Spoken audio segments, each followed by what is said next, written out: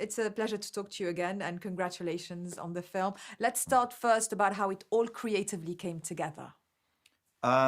Really, it started with me in lockdown with my daughters, where I could finally force them to watch films that they would normally not watch. And two movies, actually three movies, blew them away, which was Charade, and Romancing the Stone, and North by Northwest. And they just loved these films with a couple in the middle of it, but also with the action, the adventure, the humor, the twists, the thrills.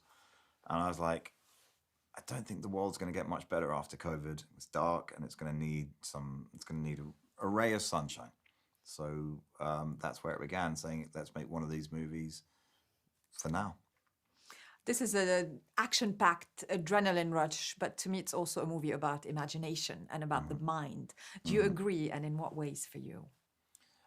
Well, everything's about the mind. It all starts with the mind. You need your mind to come up with the idea, and you need your mind to watch it.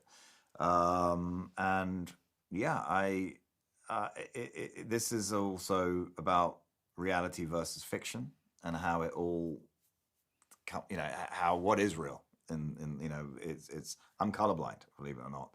So when you say, I don't even know what color this all is, I know it's in the spectrum. I hope blue, but it makes you think of the fact that we see colors differently. We hear, so I did love in this movie having this character where there's fiction and there's reality, and after a while you don't know whether reality is fiction or fiction is reality, and in the end, a new illusion is created by it coming together.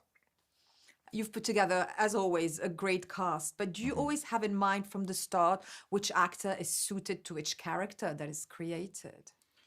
Yeah, 100%. I normally write with old classic movie stars in my head, because then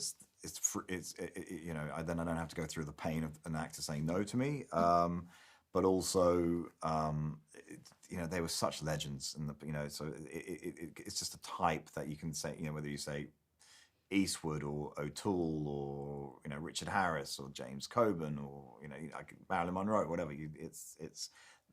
They are the icons. Well, for me, they are. And then I just try to find the modern day version of them, which we have a lot, thank God.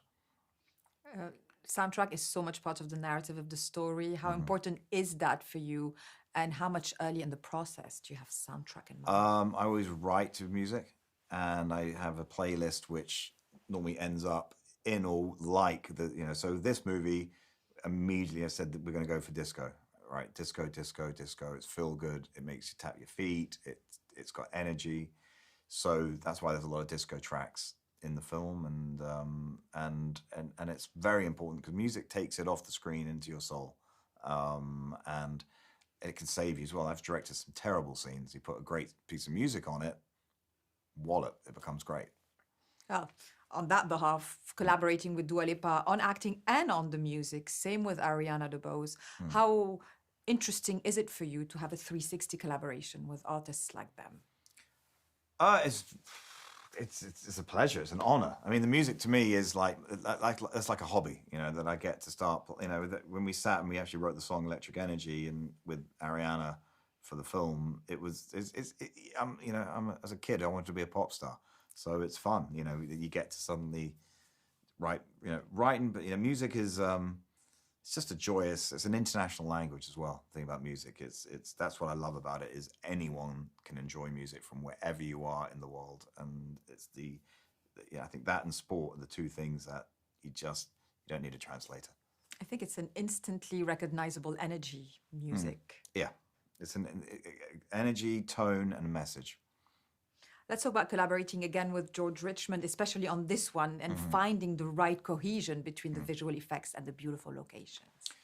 Yeah, what's great about George is he trusts me. So if I say, look, I'm like, look, I want to do this a smoke dance, or we're gonna shoot this on this lens, and a lot of DPs would, quite rightly say that doesn't sound like a good idea. It's too crazy. But George, he goes with it and then pushes me into boundaries. He's a very good partner, George, really good partner.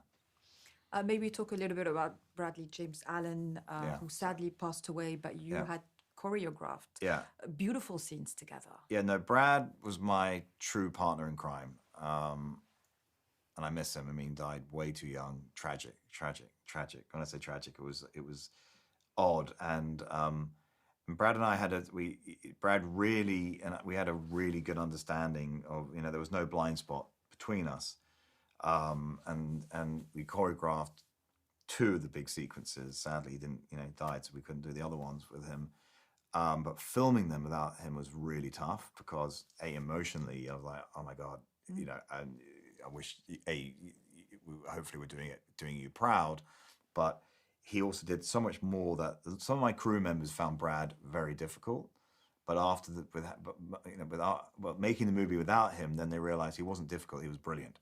And him, he sometimes do 75 takes of one punch, which nobody else would do, but he knew he had to get that punch perfect. And without him, it's been very sad. I mean, it's tragic, and he's missed. And I hope I hope we've done him proud. I think you have. Yeah. You said the film was an ode to action thrillers like Lethal Weapon, Die Hard. In what ways for you? Well, it's more romancing the stone. I don't know if I did say that. I mean, the problem is you say things and then you go, did I say that? But for me, this is more romancing the stone, Charade, North by Northwest.